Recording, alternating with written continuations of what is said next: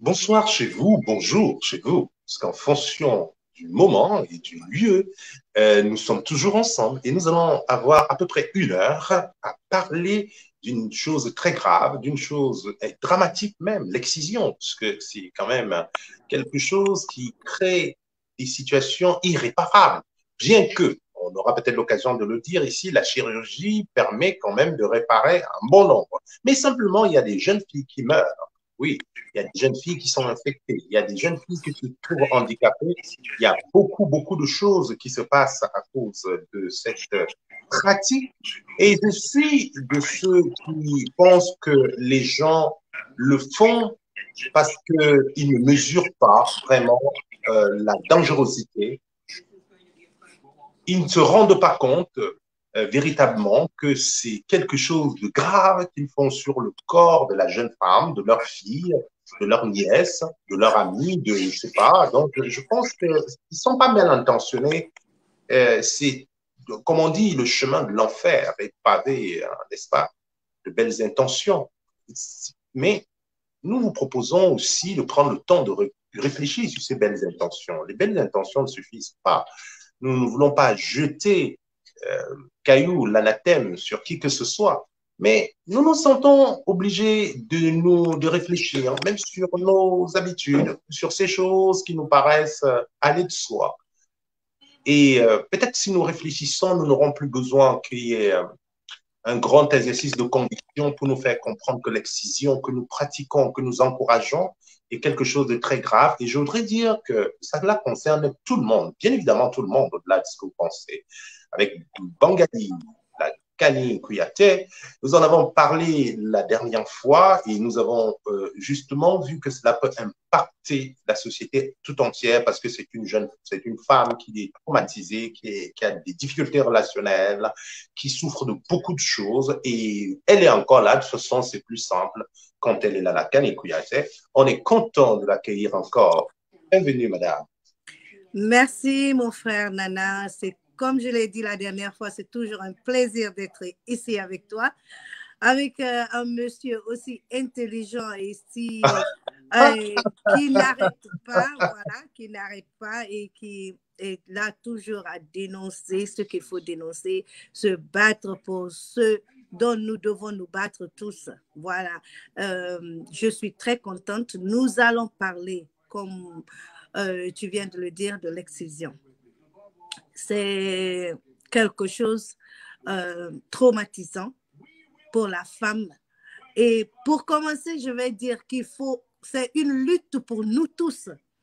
Que ce soit les hommes, que ce soit les femmes, c'est une lutte pour nous tous. C'est un fléau, c'est quelque chose dont nous devons nous battre contre pour que ça s'arrête définitivement. Définitivement.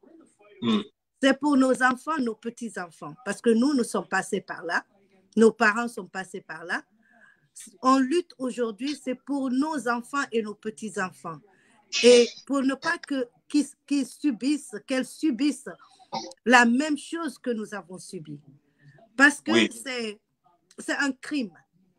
Il faut l'appeler comme ça, c'est un crime. C'est un crime contre la femme. C'est une partie de la femme qu'on coupe et qu'on ne devrait pas couper. J'aime me répéter souvent, je prends l'exemple sur les yeux, sur la bouche, sur le nez. C'est la même chose, c'est une partie du corps qu'il faut préserver. D'ailleurs, c'est une partie du corps qui est très, très importante. Très, très importante pour la femme et pour l'homme. Bien sûr. Donc, il faut qu'on parle de ça, il faut qu'on lutte contre l'excision de la jeune fille. On va en parler avec tous les membres de la communauté solidaire qui nous rejoignent de plus en plus et vous aussi qui ne nous connaissez pas. Bien sûr, je commence par saluer notre chercheur, celui qui est notre Monsieur Vaccin sur cette plateforme, Carlos Camini, qui va venir encore bientôt faire un point avec nous sur le vaccin, mais aussi sur beaucoup de choses. Je voudrais quand même rappeler à ceux qui ne nous connaissent pas que nous sommes un incubateur de solidarité, c'est-à-dire qu'un lieu où on fait que fusionne, que se mutualise des compétences absolument diverses. Je reçois parfois un psychiatre, après un sociologue, un chercheur, un médecin, un coiffeur, un nutritionniste, une militante, une nurse, tout ce que vous voulez, c'est parce que nous pensons que nous avons beaucoup de connaissances. L'autre jour, j'ai discuté avec ce professeur de littérature africaine qui nous démontrait comment la méconnaissance de notre histoire, la méconnaissance de ce que nous sommes cause beaucoup de désastres. C'est un blanc et cela me plaisait de le voir parler comme ça de la littérature africaine. Il est parti en Afrique, il avait 22 ans. Il est allé au Kenya, il a rencontré la littérature africaine et il est devenu passionné. Il enseigne à Paris, à la Sorbonne, et il nous en a parlé, vous pouvez voir sur le mur, et il revient. On va avoir beaucoup de débats, vous savez que les invités passent et repassent. Et chaque personne qui vient nous apporte une substance. Cette substance rare, qui doit faire vraiment partie de notre existence. Vous savez très bien, notre peuple, notre problème, c'est que nous avons une grande méconnaissance de nous-mêmes. Et d'ailleurs, c'est cette grande méconnaissance de notre culture qui nous amène à l'interpréter de façon sauvage. Nous sommes des êtres hybrides et justement, la littérature nous a appris tout cela et puis on peut encore lire ici et là, mais est-ce que seulement nous lisons? Est-ce que seulement nous voulons être dans des lieux où on réfléchit, où on se parle? Réfléchir, il ne s'agit pas d'aller dans des amphis, bien sûr. C'est bien d'aller dans un... Réfléchir, c'est le propre de tout un chacun. Ouais. C'est ce que les parents faisaient sous l'arbre, sous le baobab. C'est ce que nous faisons près de nos mamans dans les cuisines, dans les cases. C'est ce que nous faisons lors des veillées le soir. Si nous abandonnons la connaissance, bien sûr que nous allons perdre. Parce que l'excision, c'est une mauvaise interprétation quand même de la culture, hein, il faut le bien dire. Sûr, hein. Bien sûr. Et il faut savoir que, excusez-moi, que l'excision n'est pas ni dans le Coran ni dans la Bible. C'est venu de l'Égypte. Et pourquoi ils ont fait ça? C'était pour pouvoir... C'est comme si c'est cleaner, c'est rendre propre une femme pour les donner à des messieurs qui étaient grands, voilà, du pharaon. Au fait, ce n'est pas quelque chose qui est écrit dans la Bible ou dans le Coran. C'est une culture qu'ils ont créée d'eux-mêmes et c'est propagé en Afrique de l'Ouest, surtout en Afrique de l'Ouest et dans d'autres contrées. Avant, on le faisait en Europe et partout. Et ça, c'était quand c'était... il y avait l'islam et le christianisme est venu. Mais après, eux, ils ont arrêté. Et nous avons continué. Ah, les Européens aussi pratiquaient. Les Européens pratiquaient. Mais il y a très longtemps de ça. Ça, c'est au moment où il y a eu l'islam et le christianisme. Ça nous donne de l'espoir. Ça dit qu'on peut s'en défaire quand même. Ça dit que là, nous devons nous battre, nous devons dénoncer. Et surtout, j'ai envie même de dire, si vous pensez le contraire, cela nous intéresse. Moi, personnellement, je suis meilleur quand j'ai la pensée contradictoire. J'aimerais bien que quelqu'un qui trouve des avantages à l'excision vienne débattre avec Bangali Lakani Kouyaté. Et comme ça, nous allons... Parce que le but, ce n'est pas de vous obliger à penser, à croire d'une certaine manière. C'est de vous demander de réfléchir. Réfléchissons à ce que nous faisons et cherchons à améliorer ce que nous faisons pour être des meilleurs nous-mêmes. En fait, oui, donc ce n'est pas quelque chose donc, qui nous empêcherait de continuer à vivre. Ce n'est pas une culture qui est propre à l'Afrique parce que très souvent, les gens se réfugient derrière l'article culturel en disant non, c'est nos traditions. En fait, les Occidentaux même pratiquaient, oui. Oui, ça c'est venu d'ailleurs quand l'Égypte n'était pas appelée Égypte. C'est venu avant. Mais c'était pourquoi? C'était pour dire qu'il fallait rendre propre la femme pour les donner à des hommes grands comme la famille du pharaon. Et vous pouvez lire et regarder. Donc, après, ça s'est propagé, c'est parti. C'est parti en Afrique et c'est surtout resté en Afrique de l'Ouest chez les musulmans. Mais, donc, c'est quelque chose que nous pouvons arrêter. Ce n'est pas dans notre religion. Ce n'est ni dans le christianisme, ni dans la religion musulmane. Nous pouvons l'arrêter et il n'y a pas d'avantage. C'est pour ça que nous devons réfléchir. Il n'y a pas d'avantage. Il n'y a que des problèmes. Ça crée des problèmes aux femmes. Ça crée des problèmes d'hémorragie. Ça crée des problèmes d'infertilité, ça crée des problèmes d'infection, ça crée il y a des enfants qui meurent à la naissance. Tout ça est lié à l'excision. Parce que quand on cherche beaucoup, c'est pour ça, comme tu viens de le dire sur ta page, Oui. nous ne sommes pas là pour nous ne sommes pas là pour dénigrer les gens qui l'ont fait avant.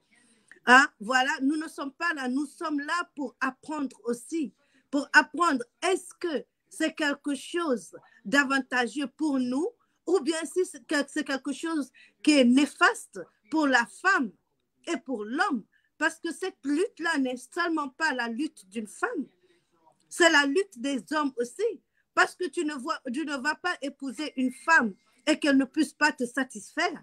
Tu ne veux pas épouser une femme et avoir des enfants et que l'enfant meure à la naissance ou que ta femme meure en donnant vie à ton enfant.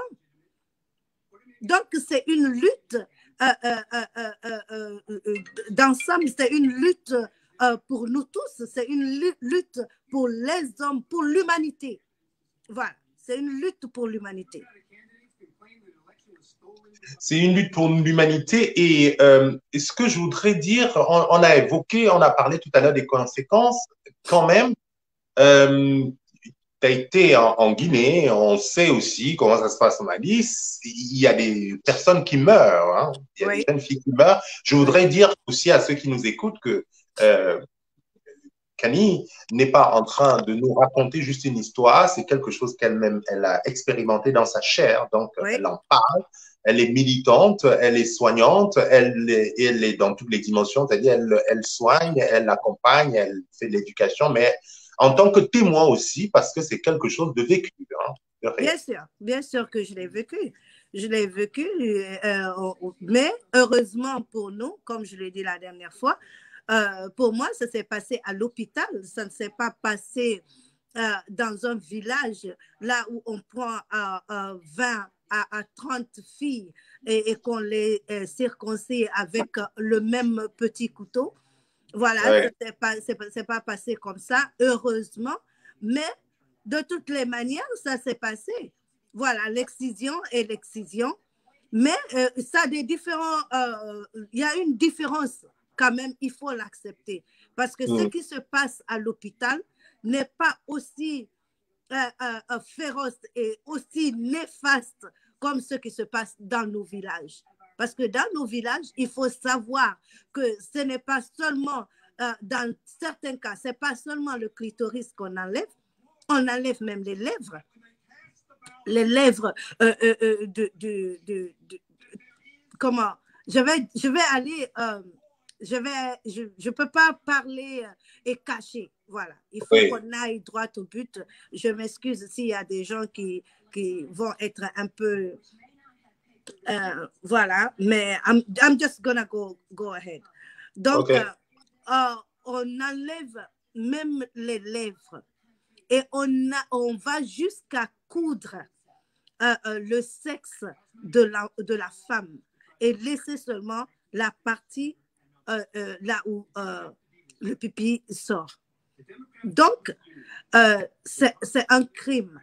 C'est extraordinaire. En fait, c'est traumatisant. C'est traumatisant. Et justement, on en a parlé la dernière fois. On disait effectivement qu'on le retrouve notamment en Somalie. C'est récurrent.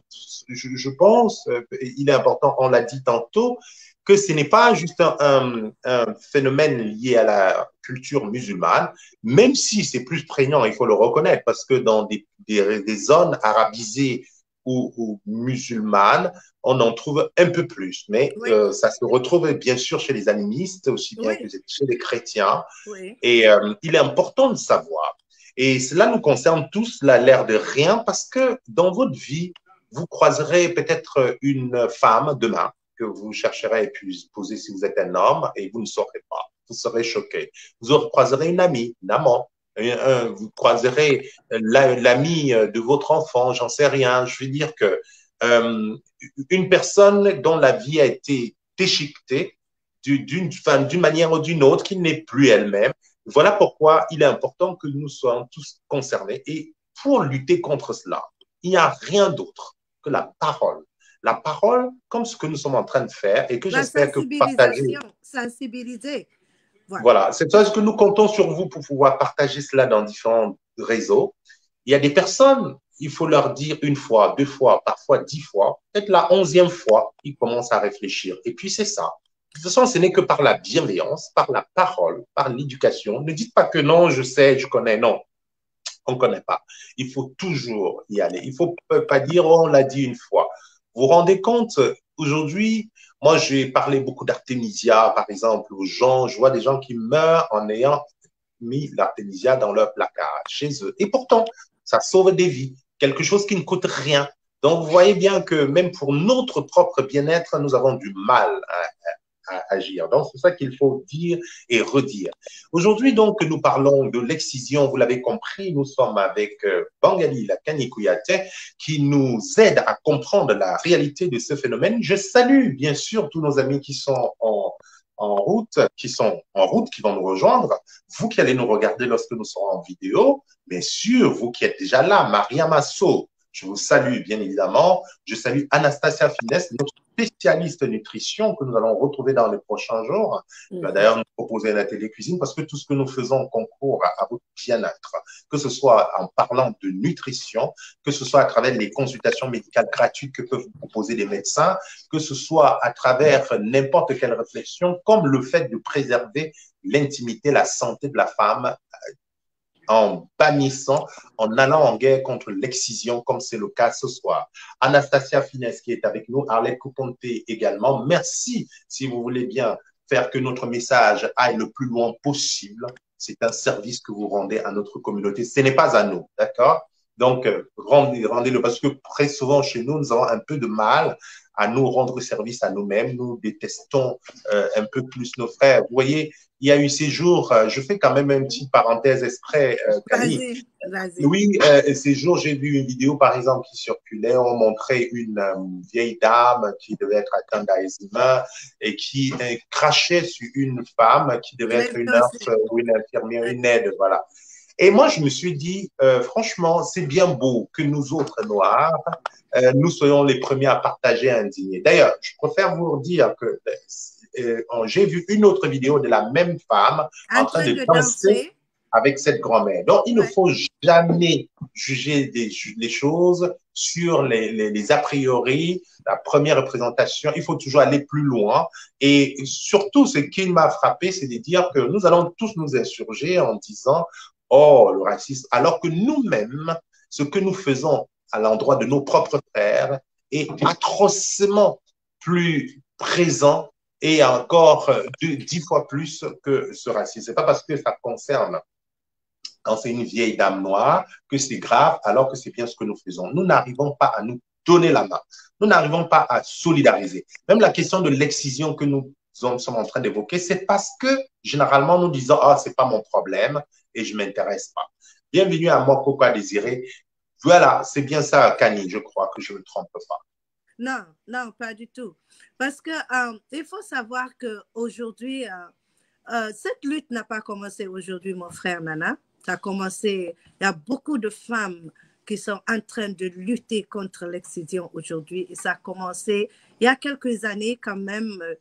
Les gens se sont rendus compte qu'il faut parler, il faut dénoncer parce qu'il y a tellement de morts. Il y a des femmes qui meurent en donnant naissance. Il y a des enfants qui meurent à la naissance. À la naissance. Oui. Il y a des femmes qui ne peuvent pas rester dans leur foyer aujourd'hui parce qu'elles ont mal, parce qu'elles ne supportent pas que leur mari les touche, parce qu'elles ont un traumatisme. Elles ont été traumatisées, parce qu'elles ont mal en faisant l'amour. Parce qu'il y a toujours cette... C'est pas une plaie qui est là, mais c'est le traumatisme qui est là. Voilà. Et avant, on épousait les femmes. Et c'est quand on épouse le jour de ton mariage et qu'on t'ouvre encore parce qu'on t'a cousu. Et imagine cette douleur. Imagine elle est traumatisée. Comment une femme peut recevoir un homme avec une plaie? Tu comprends? Donc, Oui. c'est quelque chose qu'il faut dénoncer, c'est quelque chose qu'il faut arrêter. Il faut se battre contre ça. Parce que moi, je dis que c'est un fléau. C'est un fléau. Nos enfants et nos petits-enfants ne doivent pas, nos petites filles ne doivent pas subir ça. Nous l'avons subi. Moi, je suis partie dans un village en Afrique, en Guinée. Je suis rentrée pour saluer des filles qui étaient circoncisées. Je ne pouvais pas rester dans la maison. Je ne pouvais pas rester dans leur chambre. Pourquoi? Parce que l'odeur qui venait de cette chambre. Et quand une plaie est infectée, ça sent. Quand une plaie est infectée, ça fait mal. Comment tu peux savoir qu'une plaie est infectée? C'est quand il y a une douleur venant de cette partie. Comme ça, tu sauras qu'elle est infectée. Et il y a eu des morts, il y a eu des petites filles qui sont décédées parce qu'elles ont été infectées. Imagine, là où il n'y a pas de soins. Il n'y a pas de soins. L'alcool, on ne met pas l'alcool sur une plaie de 3 à 4 jours. On met l'alcool sur une plaie de tout de suite. Quand tu te blesses tout de suite, tu mets l'alcool pour désinfecter cette plaie pour ne pas qu'elle soit infectée. Mais si on utilise toujours l'alcool sur une plaie infectée, imaginez la douleur. Pourquoi est-ce qu'elles sentaient? C'est parce qu'elles étaient infectées. Et il y a des filles qui vont avec cette infection qui a été mal soignée et qui n'a pas été soignée du tout toute leur vie. Toute leur vie. Et il faut savoir que ça donne des cancers d'utérus, ça donne d'autres cancers. Donc, c'est quelque chose qui peut tuer la femme à long terme. Maintenant, si elle ne meurt pas d'hémorragie le même jour ou 2 jours après qu'elle soit circoncis, elle va mourir d'une infection ou elle va mourir en donnant naissance ou son enfant va mourir le jour de sa naissance ou elle va mourir d'un cancer d'utérus ou un autre cancer, quoi que ce soit. Mais elle va mourir de ça. Il faut savoir, parce que les gens, ils ne savent pas. Il y en a qui ne lisent pas là-dessus, comme tu as dit, voilà, ce n'est pas mon problème, je m'en fous. Mais il faut savoir, aujourd'hui, il y a eu des études, 15% des femmes qui ont subi l'excision meurent de ça. Ah oui, 15%. 15%. C'est énorme, et surtout, c'est inutile. Inutile. Juste pour quelque chose que nous avons imaginé nous-mêmes par égoïsme et nous avons mis là dans notre culture pour faire du mal à la femme.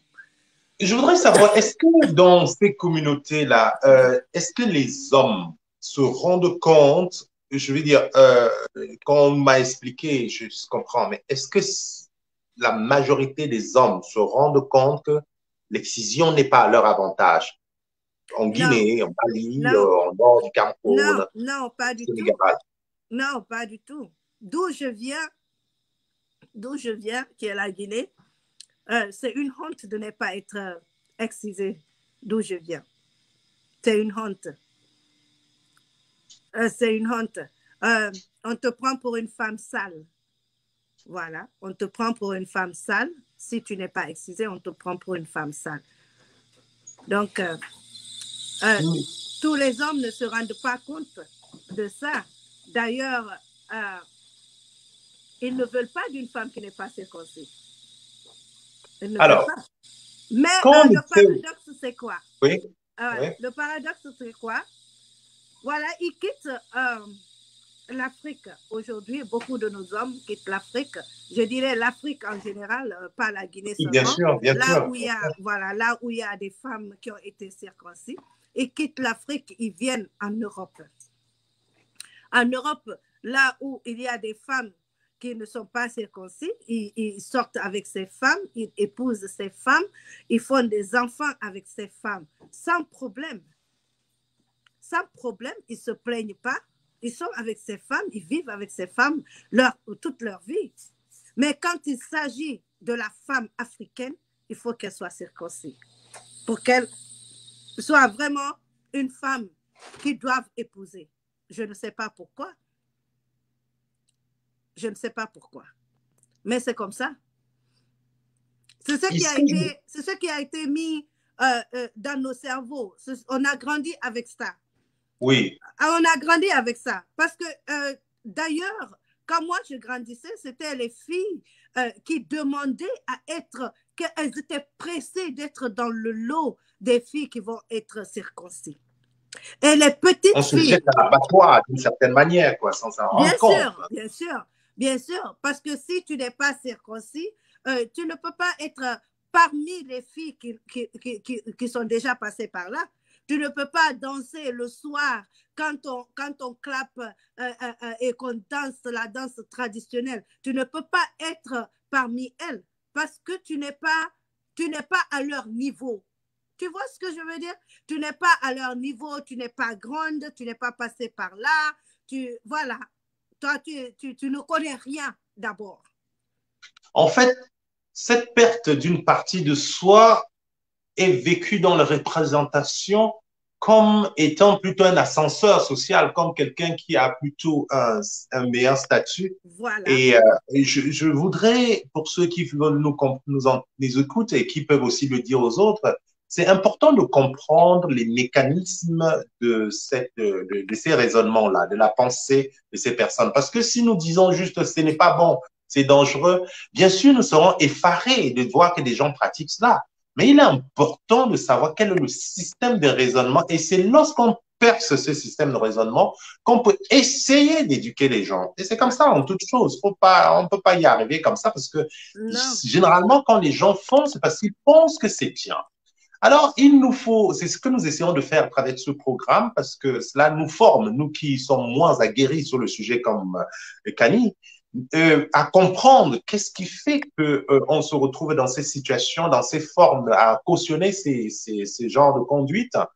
C'est parce que ce n'est qu'ainsi qu'on pourra expliquer aux gens que, ah d'accord, je comprends ce que vous voulez dire, mais je voudrais vous rappeler, comme on l'a dit un peu tout à l'heure, que c'est pas une tradition. C'est pas un propre à vous. Les Occidentaux que vous admirez aujourd'hui, lorsqu'ils étaient sous le joug de la domination musulmane notamment, ils pratiquaient la même chose comme on l'a entendu grâce à toi. Et ils ont laissé, et ils ont abandonné, mais ils sont toujours bien, ils sont toujours meilleurs. Et vous les admirez d'ailleurs. Bien sûr. Donc, vous ne pouvez pas penser avoir un meilleur statut social en perdant quelque chose qui est de qualité. C'est-à-dire que ce n'est même pas n'importe quel organe, c'est vraiment l'organe qui fait la femme, en effet. Regardez seulement là où il y a la polygamie en Afrique. Oui. Une femme qui a été circoncisée, une femme qui ne l'a pas été, n'a pas le même statut chez le mari. Ah oui. Non, elle n'a pas le même statut. Parce que la femme qui ne l'est pas a le clitoris. Et c'est ce qui aide la femme à être vraiment épanouie dans sa vie sexuelle. Mm. C'est ce qui aide la femme à être épanouie dans sa vie sexuelle. Et celle qui ne l'est pas, bon, ben, elle s'en fiche. Elle s'en fiche qu'elle satisfait son mari. Voilà, parce qu'elle n'est pas satisfaite de toutes les manières. Mais elle ne peut pas. Il y a des femmes, voilà, il y a des femmes qui font beaucoup d'efforts, pour être satisfaites et satisfaire leur mari. Et il y a des hommes aussi qui sont très bien, qui font d'efforts, qui savent que leurs femmes ont subi l'excision et qui font beaucoup d'efforts pour les satisfaire avant d'être satisfaits. Mais cela n'est pas beaucoup. Bien sûr. Ça peut être 1%, 1 ou 2%. Aujourd'hui, parce que nos hommes sont partis, beaucoup de nos hommes sont sortis, il y a beaucoup de films, il y a beaucoup de choses qui amènent à l'homme maintenant à penser à la satisfaction de sa femme. Voilà, ça change. Mais avant, la femme n'était pas quelque chose, la femme c'était comme une chose. Voilà. Surtout la femme qui a été circoncis, c'est comme une chose. Tout ce qui l'intéresse, c'est de satisfaire son mari. C'est très intéressant. D'ailleurs, c'est ce que je salue tous nos amis qui nous rejoignent en ligne. Je salue Salomène qui nous aide à diffuser ce message. C'est ce que j'espère de vous aussi. Vous savez, nous avons beaucoup de luttes, nous avons beaucoup de combats. Il y en a qui sont largement à notre portée, mais nous les négligeons, c'est dommage. Parce que lutter contre l'excision, c'est former un peuple debout, avec des femmes fières, avec tout leur potentiel. D'ailleurs, ce sont sur ces femmes que nous comptons pour construire notre communauté. La mère est la matrice de la vie, c'est la matrice de l'Afrique. Et d'ailleurs, j'en profite pour saluer parce que la plupart des gens qui nous soutiennent, qui nous aident à progresser dans cette incubateur de solidarité, je me suis rendu compte, c'est toujours très souvent les femmes. Donc, je voudrais dire que Aurélie Boisson parle justement, que je salue aussi, parle justement des pratiques à bannir.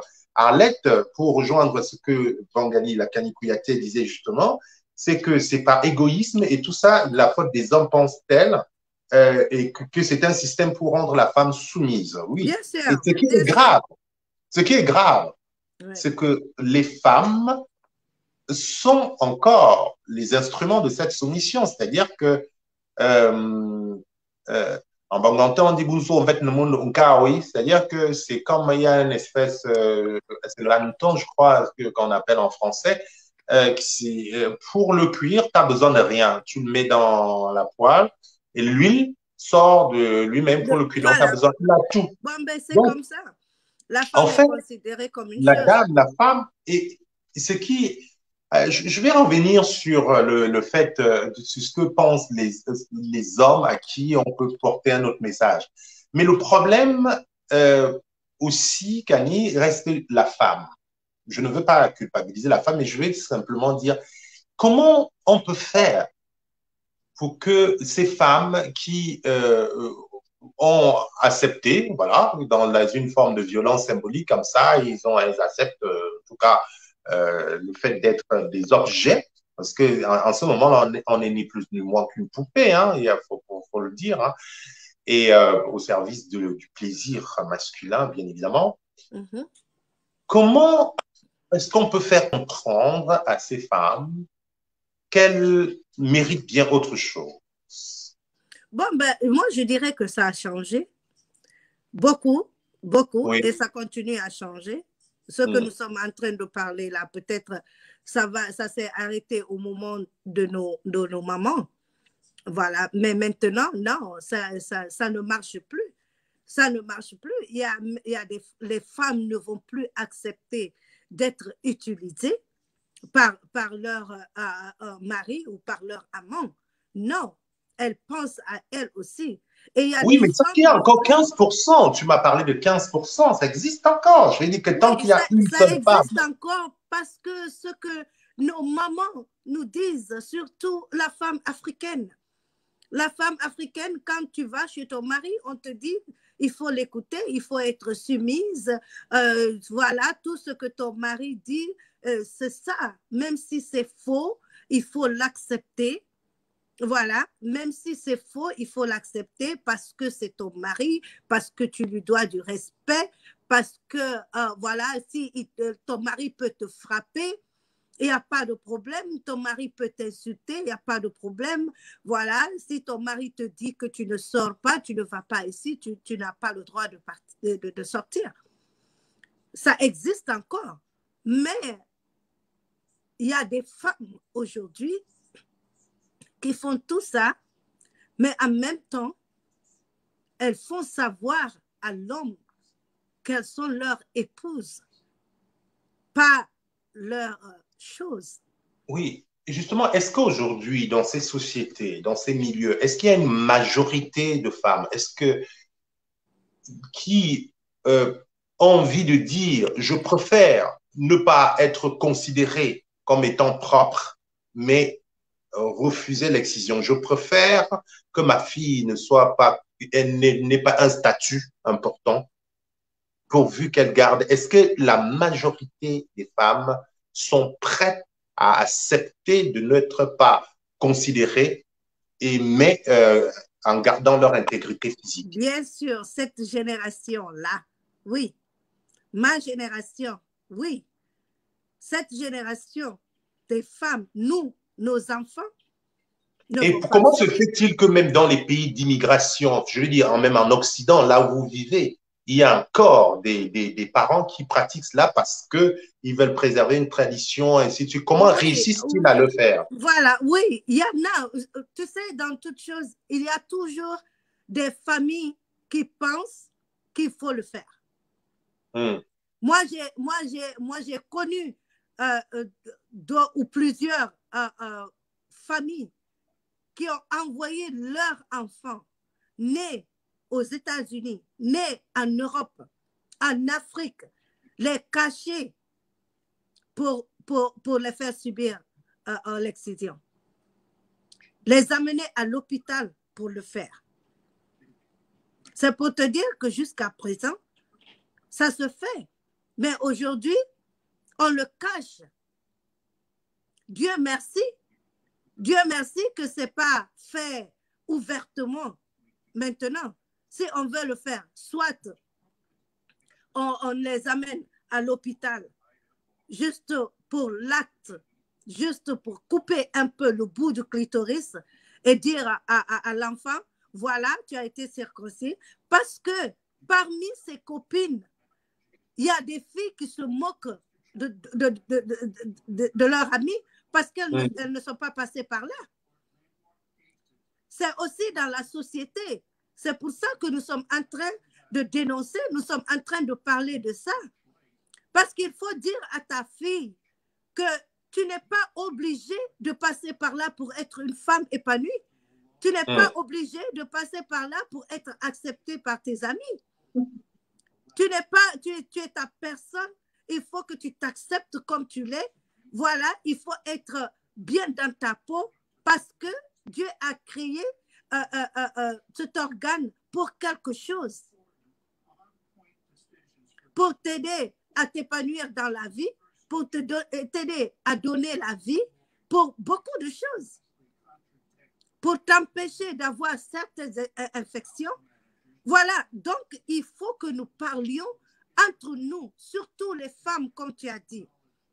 Surtout les femmes, il ne faut pas qu'on accepte que nos enfants puissent passer par là, que nos enfants passent par là, par où nous sommes passés. Même si ça a été, voilà, ça se passe à l'hôpital, l'excision reste l'excision.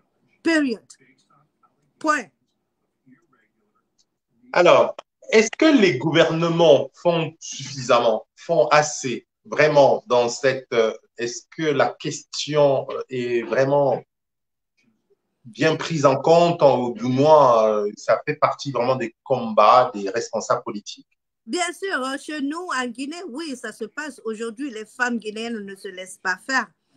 Je ne sais pas dans les autres pays, mais la femme guinéenne est en train de lutter férocement sur ça. Parce qu'on dénonce et ça se passe. Il y a des gens qui passent dans les hôpitaux. Il y a des organisations aujourd'hui en Guinée. Il y a des femmes qui passent dans les hôpitaux pour surveiller, pour voir si ça se passe. Moi, je dirais bravo à ces femmes. Je dirais que la lutte continue parce qu'il faut que ce soit zéro circoncision en Guinée et zéro circoncision en Afrique. Et maintenant, je reviens à ma question de tout à l'heure concernant les hommes, parce que comme dit mon copain Désiré, c'est aussi une question d'égoïsme des hommes africains, dit-elle. Il n'y a que leur plaisir qui compte. Mais je veux dire, c'est une question d'éducation. Je rappelle. C'est une question d'éducation, c'est une question voilà, d'éducation. On ne va pas stigmatiser l'homme africain parce que, heureusement, la majorité des hommes africains ne se comportent pas comme ça. Parce que non, si on c'est pas de leur faute. C'est pas de leur faute. Il faut savoir que c'est pas de leur faute. On les a dit que il faut que ce soit comme ça. Ils ont grandi comme ça. Avec ces schémas-là. Voilà, en leur disant voilà, que si ta femme n'est pas circoncise, soit elle va te tromper, elle va coucher avec plusieurs hommes, elle ne te sera pas fidèle. Voilà, elle va trop demander le sexe. Il y a tout ça là-dedans. Oui, il y a tout ça là-dedans. Donc, ce n'est pas de leur faute. Pour eux, c'est normal. Je vais prendre un exemple. Oui. C'est comme s'il y a un couple dans une maison avec des enfants. Le papa insulte et tape toujours la mère.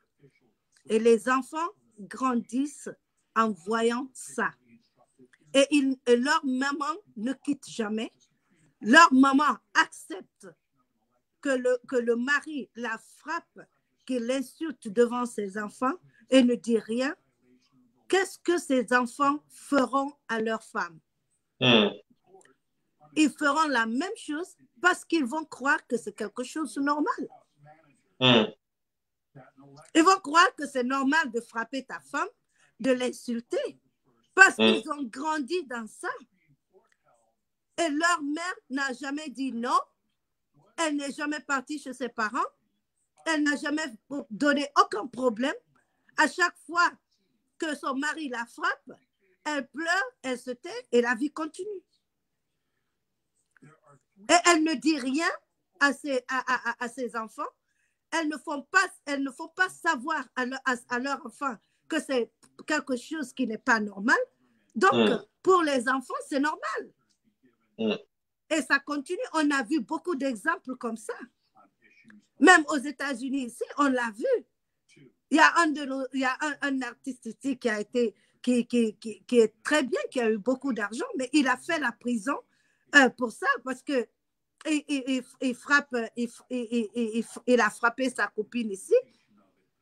Mais qu'est-ce qu'il a raconté après? Il a dit qu'il a vu que son père frappait sa mère comme ça et qu'il a cru que ce n'était pas quelque chose de mauvais. C'était qui? Voilà, je ne vais pas dire son nom. Son nom commence par C. Voilà. Donc, en fait, donc c'est ce qu'on appelle de la reproduction, en fait, tout simplement. C'est-à-dire, on reproduit ce qu'on fait. C'est pour ça que ces hommes-là aussi grandissent comme ça. On leur dit, voilà, la femme doit être circoncise. Tu ne dois pas être avec une femme qui n'est pas propre et tout ça. Il y a même des hommes qui t'insultent si tu n'es pas passé par là pour t'insulter. Est-ce que tu as discuté avec des hommes au village, voilà, je ne parle pas forcément de ceux qui ont eu quelques autres expériences culturelles, pour leur dire que la femme excisée n'était pas à leur avantage, dans le sens où la présence d'un clitoris est un avantage pour eux-mêmes. Est-ce que je voudrais savoir si tu as discuté avec des hommes dans ce sens, s'ils prennent compte, qu'est-ce qu'ils en disent, ceux qui sont pour l'excision, par exemple? Tu sais, ça dépend. Moi, j'adore discuter avec les hommes, surtout mes meilleurs amis ici, ce sont des hommes. J'adore discuter. Je suis une femme qui se mêle des discussions des hommes et beaucoup de personnes le savent. Mais il y a des hommes qui me disent, laisse tomber ça. Tu comprends, non? Mais il y en a qui te disent, non, moi, je ne veux pas d'une femme qui a été circoncis, carrément. Carrément. Ceux-là, ça va. Ceux-là sont ce que je peux considérer comme étant des gens normaux. Oui. Mais qu'est-ce qui anime, au-delà de la représentation, quand vous grattez un peu plus, en dehors du fait qu'ils disent que oui, j'ai grandi, quelqu'un qui dit j'ai grandi en voyant mon père battre ma mère, bon, ça fait une chose. Maintenant, quand on gratte, qu'est-ce qui les empêche? Parce que ce qui m'intéresse en fait derrière ce questionnement, c'est de savoir qu'est-ce qui les empêche en tant qu'être singulier, c'est-à-dire qu'en tant qu'eux, tout seuls, leur propre patron de leur corps et leur âme, qu'est-ce qui les empêche de faire autrement? Ben, ça, c'est parler avec eux réellement et savoir ce qui les anime. Tu sais, le problème, c'est pas très facile, sometimes, de parler avec certains hommes parce qu'ils ne veulent pas parler de ça. Oui. Pour d'autres, c'est un sujet qu'il ne faut pas toucher, c'est un sujet tabou. Voilà, je ne dois pas parler de ça, c'est quelque chose d'intime, c'est quelque chose dont... Non, nous sommes à une année il faut parler de tout. Il faut parler de tout et j'en profite d'ailleurs pour dire que dans quelques jours, je parlerai avec un psychiatre des conséquences. Et je salue Micheline Tchachoua qui nous rejoint d'ailleurs aussi, des conséquences du viol. Parce que quand tu parles de tabou, ça me fait penser au viol. Chez moi, dans mon village, en ce moment, un gamin va être enterré demain. C'est un gamin qui a été sodomisé à mort par un monsieur et qui a simulé une pendaison. Ce gamin va être enterré, donc, et on ne sait pas, on ne veut pas, on sait très bien quel est le suspect. En tout cas, il y a des éléments qu'on connaît, mais on nous dit, voilà, l'enquête, on dit, on ne sait pas. 2 mois, c'est quand même trop et pas de justice. Et ce que je voulais dire, pourquoi j'y pense, parce que c'est la question, ces hommes qui ne veulent pas en parler, c'est ce que nous faisons communément, même que lorsque ça concerne le viol, on en fait un tabou, l'inceste. Je vais dire, moi, je ne pense pas qu'il faille une vengeance, qu'il faille forcément éliminer le malfaiteur. Parce que le malfaiteur, c'est parfois tout simplement un ignorant. Voilà. Et si les gens se rendent compte, ils vont même s'excuser, ils vont regretter d'avoir mal fait et ils vont même participer à la lutte. Ils vont même nous aider à aller plus loin. Donc, c'est la même chose. Mais je pense que pour y arriver, il faut sortir du tabou, justement. Et pour sortir du tabou, il faut en parler. Et lorsque nous évoquons un sujet comme celui-ci, vous pouvez nous aider en diffusant dans différents canaux. Ça tombera sur quelqu'un qui ça peut aider. Je veux dire que ne diffusons pas simplement des choses qui sont peut-être épidermiques, qui sont sensationnelles ou bien qui ont l'impression de faire très important, très buzz. Mais l'important est justement dans les détails, dans ces petites choses qui nous pourrissent la vie au quotidien. Parce que moi, j'imagine qu'une femme excisée, par exemple, c'est une femme qui n'est pas bien dans sa peau, qui peut avoir de mauvaises conduites sociales. Vous pouvez vous retrouver au boulot avec une femme, elle ne se comporte pas bien, elle est méchante, elle est votre boss, elle a des attitudes bizarres, mais vous ne comprenez pas pourquoi. Non, donc, parce que vous ne savez pas ce qu'elle a vécu, vous ne savez pas ce qu'elle ressent, voilà. Vous ne savez pas l'amertume, vous ne savez rien d'elle. Mais elle aussi, psychologiquement, elle le fait peut-être pas parce qu'elle veut le faire, mais elle est comme ça. C'est ça. Elle est dérangée dans sa peau, elle est dérangée dans sa tête. Voilà. C'est pour cela que je voudrais te relancer dessus sur la question du tabou, justement, Kani, parce que et c'est pour ça que nous faisons des programmes comme celui-ci, parce que lever le tabou, ce n'est pas une trahison de quelque chose, c'est simplement mettre en mots. L'homme est la parole, c'est-à-dire que ceux qui sont des chrétiens ont connu le verbe s'est fait chair, c'est-à-dire que c'est le verbe, c'est la parole. Qui devient homme. Donc, nous sommes des êtres de parole. On est obligé de se parler. C'est par les paroles qu'on bénit ou qu'on maudit, qu'on tricote ou qu'on détricote. Et il n'y a pas de situation qui ne puisse être réglée, gérée sans, dans le silence. Dans le silence. Au contraire, la parole nous aide forcément à connaître, à savoir, des solutions. Le but n'est pas... Oui. Et à connaître, savoir, à connaître, voilà. Et à donner. Voilà, c'est pour ça que je compte vraiment sur vous pour développer la parole autour de vous, déjà pour diffuser notre parole. Elle est peut-être tranquille, elle est peut-être calme, mais c'est une parole, croyez-moi, qui est puissante parce que il y a vraiment, vraiment beaucoup de souffrances inutiles que nous instillons, que nous injectons dans la vie des gens, ce qui ne nous apporte rien. Une seule phrase peut guérir quelqu'un. Un mot peut guérir. Et donc, il faut lever le tabou. Ces jeunes hommes avec qui tu parles, ça m'intéresse justement, c'est que ces personnes, ou ces braves hommes, ils ne souhaitent même pas en discuter. Parce que lorsque nous refusons de discuter, ça veut dire que nous ne sommes pas nous-mêmes convaincus de ce que nous croyons. Voilà. Oui. Et à partir de ce moment, lorsque nous ne sommes pas convaincus, pourquoi foncer? Le but, c'est de traverser une existence de la façon la plus riche, la plus belle possible. Pourquoi s'encombrer si nous-mêmes, nous ne sommes pas convaincus de ce que nous vivons? Oui, oui. Et donc, même dans les diasporas, vous continuez à rencontrer dans cette difficulté des hommes à mettre en mots, à parler de cela, à accepter même de débattre de cela. Et c'est ça le plus difficile quand même. Oui, oui, oui. C'est pitoyable. Je ne sais pas comment te dire parce que moi, j'ai un restaurant à côté. Voilà, un autre business que je fais et je rencontre beaucoup de personnes et j'aime parler avec les hommes. Mais tu peux voir un homme qui n'aime pas la femme qui a été circoncis, qui est sa femme, qui est chez lui, mais il sort pour chercher une Américaine dont elle ne l'est pas, mais il se sent mieux avec celle-là. Est-ce que tu comprends ce que je veux te dire?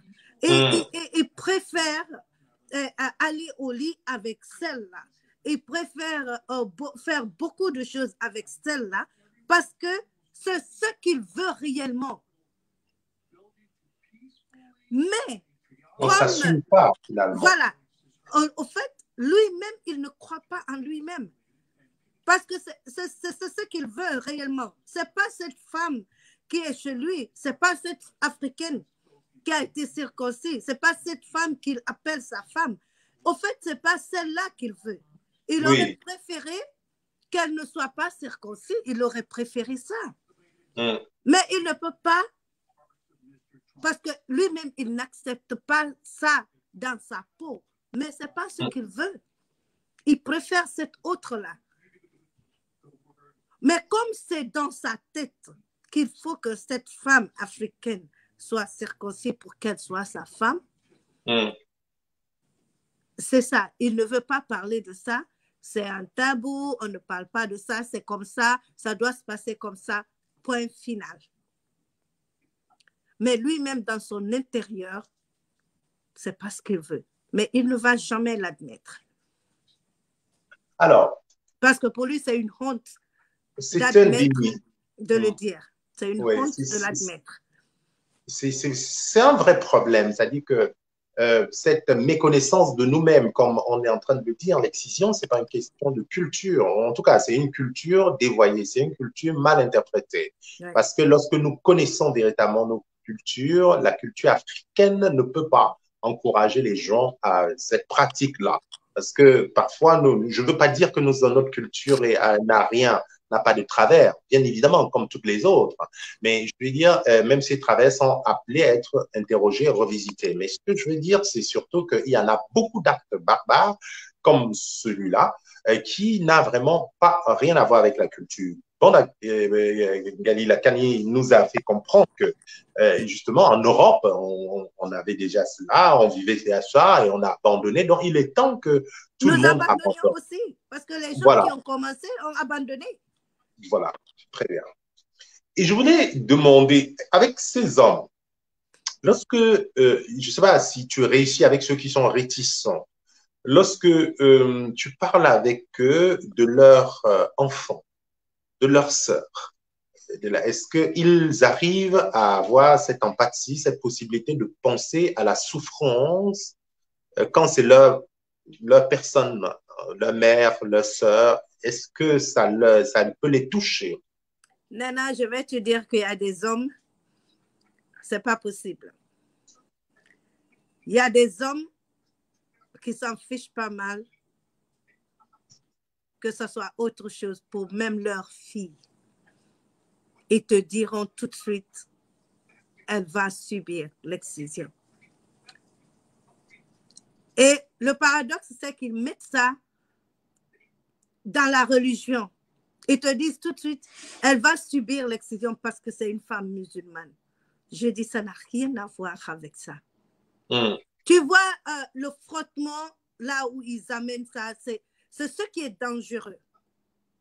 Parce que pour d'autres, ils confondent ça à la religion, alors que ça n'a rien à voir avec la religion. Rien du tout. C'est quelque chose que nous avons créé, que l'homme a créé. Et les personnes qui l'ont créé, les personnes qui ont voulu le faire pour un temps, pour des personnes bien déterminées, ont arrêté de le faire. Mais avant que ça s'est propagé chez nous, et jusqu'en 21st century, nous sommes en train de le faire. Quelque chose qui s'est passé depuis le temps du Pharaon. Tu comprends ce que je veux dire? Mais il y a des hommes aujourd'hui, tu ne peux pas leur parler de ça. Ça s'est calé dans leur tête qu'une femme musulmane, une bonne femme musulmane doit être circoncisée. Donc, ils mettent ça sur la religion. Ouais. Et ce qui m'embête, ce qui me chagrine, et ce contre lequel il faut s'insurger et même lutter, comme tu l'as très bien expliqué, c'est cette vaste hypocrisie qui nous caractérise. C'est-à-dire que cette façon de ne pas avouer ce que nous aimons. Nous voulons, nous Alors aimons. parce que je ne comprends pas comment on peut être sous l'excision, mais flirter avec des femmes non excisées, préférer des femmes non excisées. Ça n'a aucun sens. Parce que, comme dit Aurélie, justement, c'est parce que quand ils sont avec ces occidentales, avec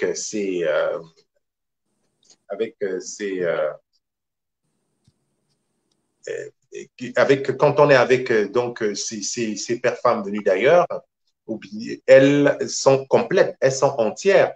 Et nous refusons d'accepter, en fait, d'accepter que voilà c'est bien pour moi.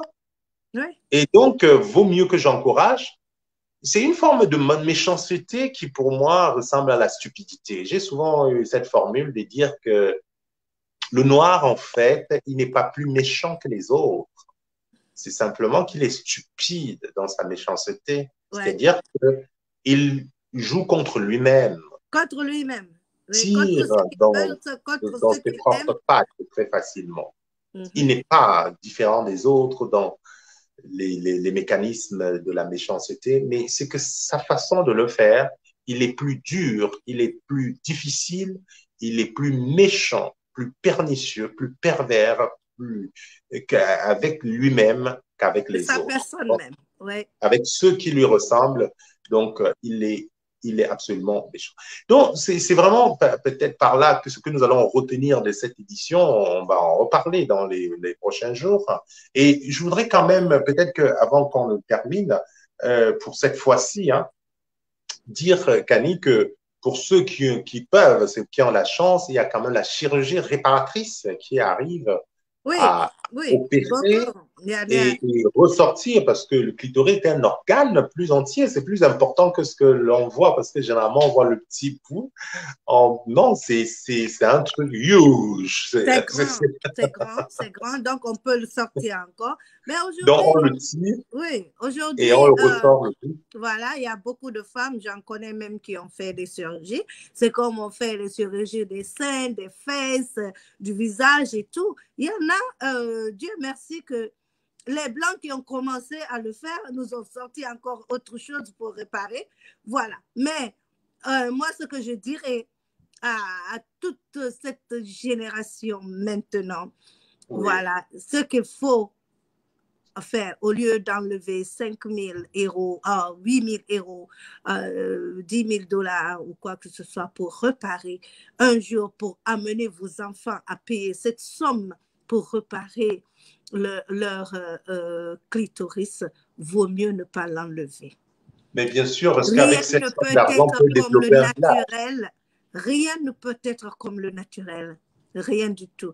Parce que il faut savoir que quand on fait, par exemple, la chirurgie des seins aujourd'hui, les seins qui sont là naturellement, et quand on pompe ça de silicone, ce n'est pas la même chose.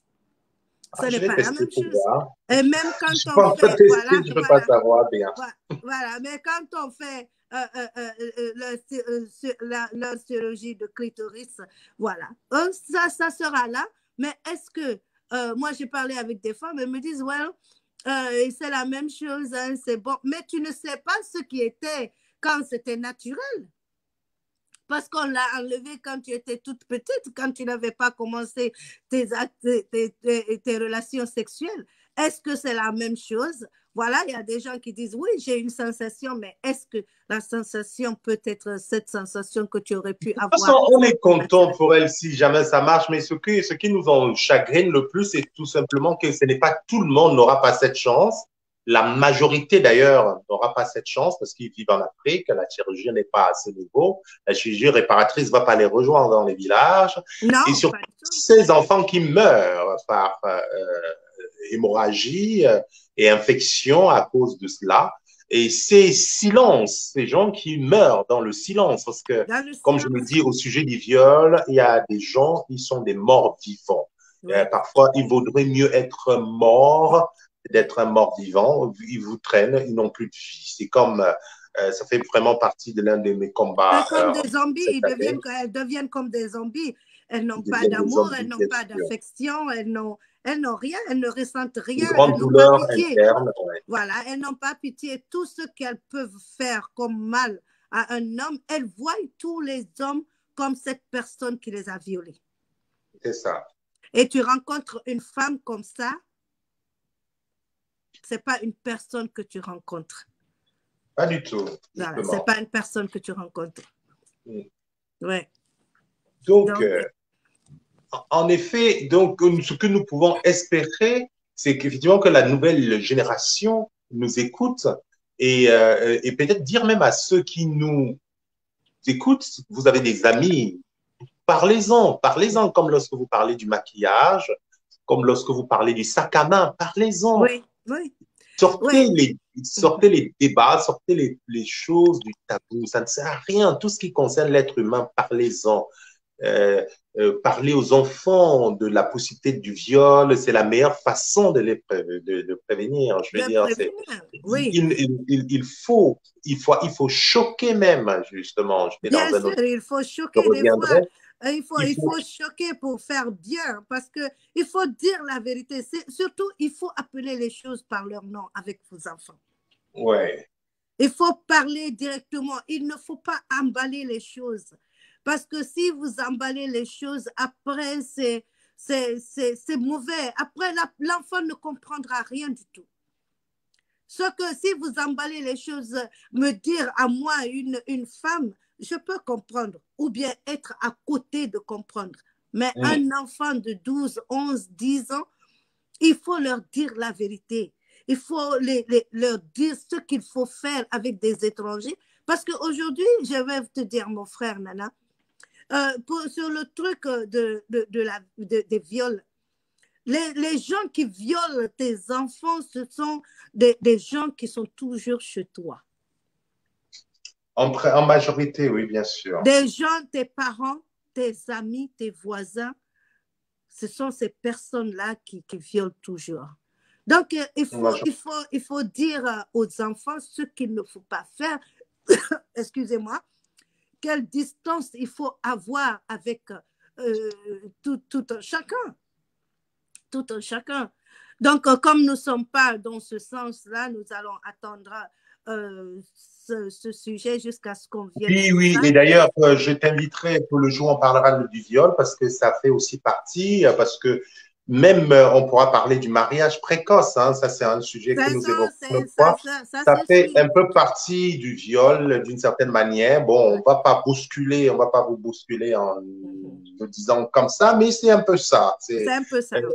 Nous allons organiser un débat sur le viol avec plusieurs personnes. Si vous-même, d'ailleurs, qui nous écoutez en ligne, vous êtes intéressé, sachez que vous êtes bienvenus sur cette plateforme et que si vous avez des choses à nous apprendre, vous avez des choses à partager avec nous, nous avons créé cette plateforme pour ça. Pour que messieurs X, madame Y, qui a quelque chose à dire, viennent nous mettre là. On pose là en ligne. On le publie aussi sur YouTube et puis ça peut aider des gens. C'est comme ça. C'est une autre forme de connaissance. Il y a beaucoup d'histoires sur le viol et jusqu'à présent, il n'y a pas très longtemps, j'ai reçu une histoire ici que nous allons développer, que ça se passe en ce moment, même aujourd'hui, hier, et demain, ça se passera encore. Qu'est-ce qu'il faut faire pour lutter contre ça? Quand nous allons venir, nous allons parler de ça. C'est pas possible. C'est pas possible. Ce qui se passe dans nos sociétés aujourd'hui, c'est dangereux, c'est pitoyable. Et c'est pas bon.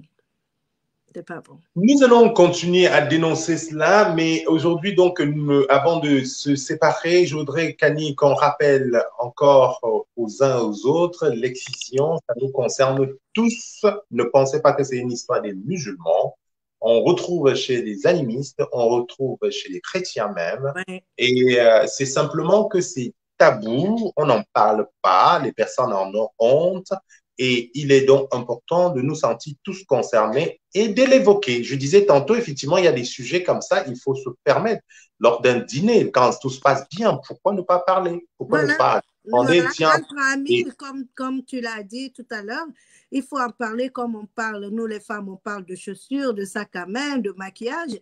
Ceux qui viennent de sortir, ceux qui étaient l'année passée, la couleur de cette année, il faut en parler. Il faut en parler avec vos copines, il faut en parler avec les voisins, vos collègues, il faut en parler parce que c'est un fléau, parce que c'est pas normal, parce que c'est un crime, parce que c'est une lutte pour tout le monde, et les femmes et les hommes. Et il faut en parler avec vos maris. Il faut parler ouvertement à vos maris si vous avez des petites filles. Il faut leur parler, leur dire ce que vous vivez ou ce que vous avez vécu. Si vous êtes passé par là, si vous avez été circoncis, il faut en parler à vos amis, à vos maris. Je ne veux pas que ma petite fille passe par là parce que voilà, toi-même tu sais ce qui m'est arrivé en ce moment, ce que j'ai vécu en ce moment, comment j'ai souffert en faisant mon enfant. Comment je me sens quand j'ai des rapports sexuels avec toi? Combien de fois j'ai mal? Combien de fois je ne ressens rien? Combien de fois ça ne me dit rien? Est-ce que tu veux que ta fille passe par là? Et je sais que beaucoup d'hommes diront non. Parce que généralement, les hommes ont plein d'amour pour leur fille. Aucun homme, aucun père ne veut voir sa fille malheureuse. Je ne crois pas. Je ne crois pas. Donc, il faut en parler parce que quand on en parle, on apprend. Quand on en parle, on enseigne. Et quand on apprend, on donne. Donc, il faut parler. Il faut en parler. Ce n'est pas un sujet tabou. Ce n'est pas dans la religion musulmane. Ce n'est pas dans la religion chrétienne. C'est nulle part écrit. C'est quelque chose que nous avons voulu, que nous avons copié des autres et ces personnes ont arrêté. Pourquoi continuer? Pourquoi est-ce que nous ne pouvons pas arrêter? Parce que ça ne fait que du mal. Ça ne fait que tuer les femmes, ça ne fait que tuer les enfants, ça ne fait que infecter les femmes et ça donne des cancers. Ça a tellement de conséquences que nous ne pouvons pas finir d'en parler. Donc, voilà, c'est tout ce que j'avais à dire. Très bien. Avant qu'on ne conclue définitivement, je voudrais quand même revenir sur ce que Kani disait avec l'éclairage d'Aurélie Boisson qui est en ligne. Vous n'avez pas beaucoup de causeurs aujourd'hui en ligne, hein, pas beaucoup d'interventions, mais vous qui allez nous regarder lorsque nous ne sommes plus là, nous comptons sur vous pour faire que les gens puissent entendre ceci, qui correspond peut-être à ce qu'ils savent déjà, mais quand même bien de se le rappeler. Et comme disait Kani, je dis donc ce n'est pas une question de religion, et même si c'était une question de religion, il n'y a pas de religion plus grande que la religion de l'amour. La religion de l'amour, c'est bien au-dessus de tous vos préceptes religieux.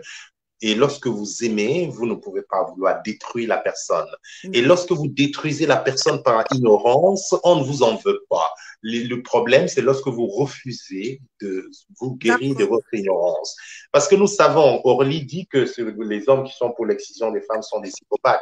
Pas forcément, mais c'est son propos. Non, pas du tout. C'est très souvent parce qu'ils ne savent pas que c'est Ils ne savent mauvais. pas, ils ne Ils ne sont pas, savent pas que c'est ils sont dangereux. ignorants là-dessus, ils ne savent pas. Voilà. Nous ne Généralement, sommes pas. c'est des personnes qui ne cherchent pas trop à savoir là-dessus.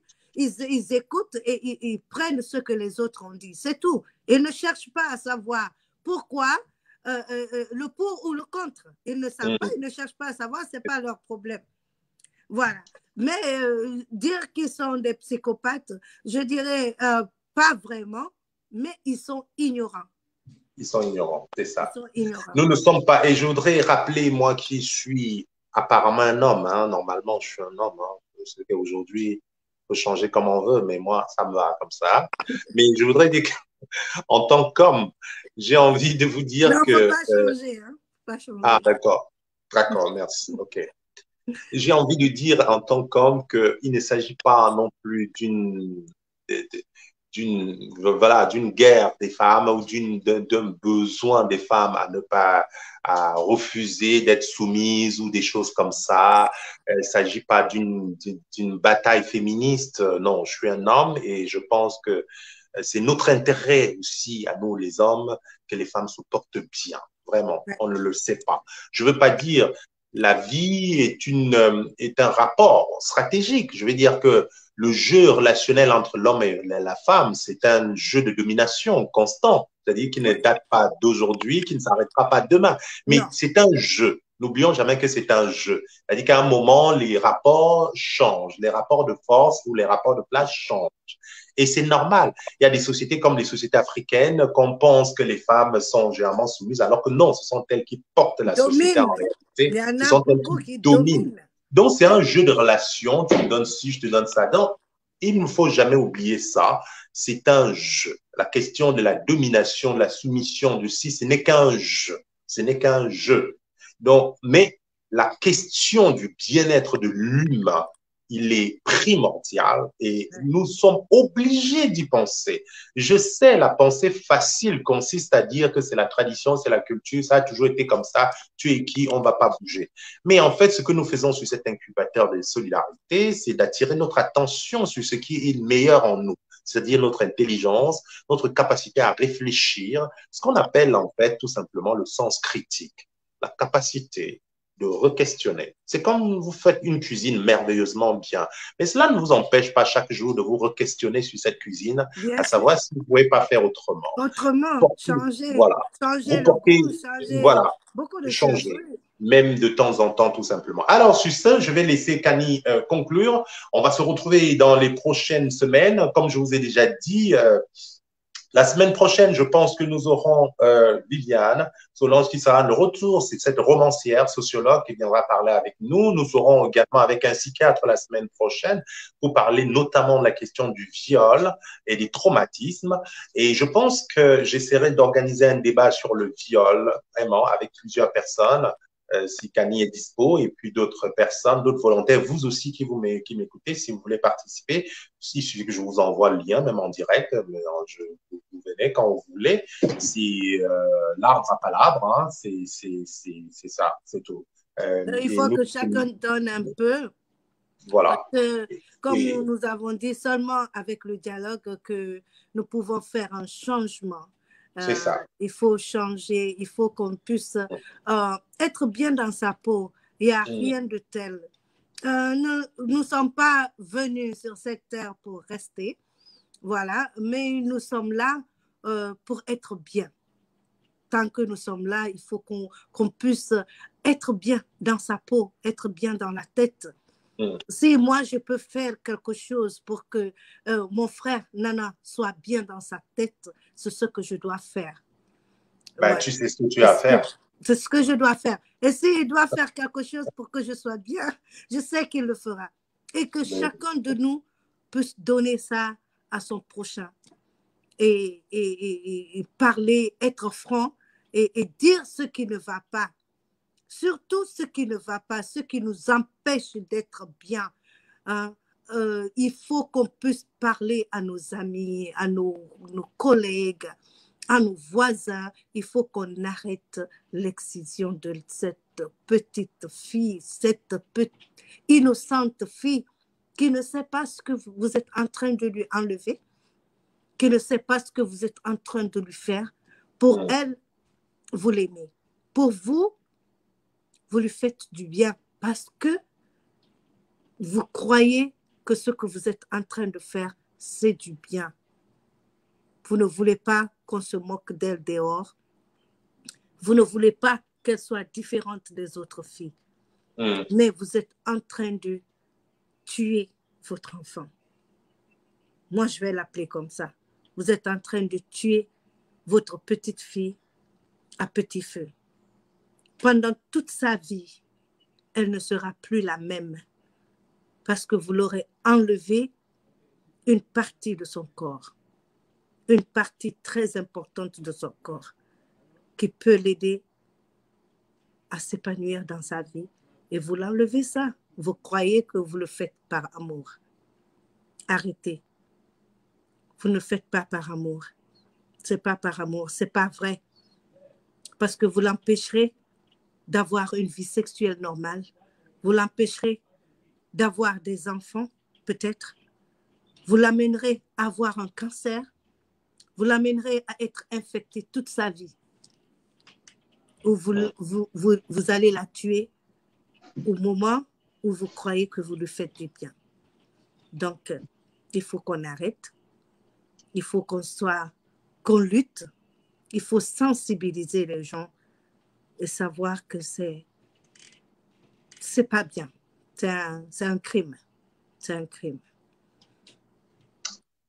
Voilà, merci beaucoup encore Camille et merci aussi à vous qui nous avez écoutés, qui avez partagé, qui nous aidez à votre manière à partager ce message, à avancer, à garder vivante cette plateforme, ce lieu où les solidarités se rencontrent. Nous nous retrouvons très très bientôt.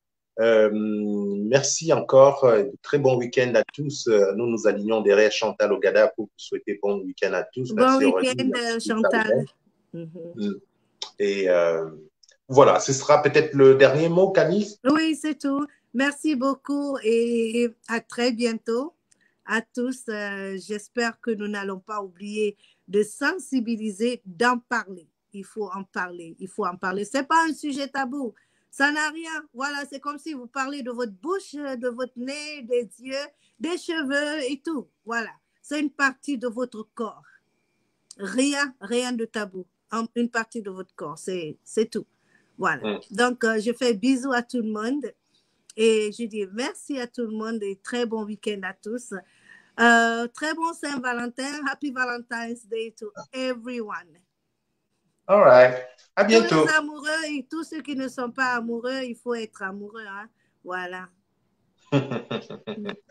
À bientôt.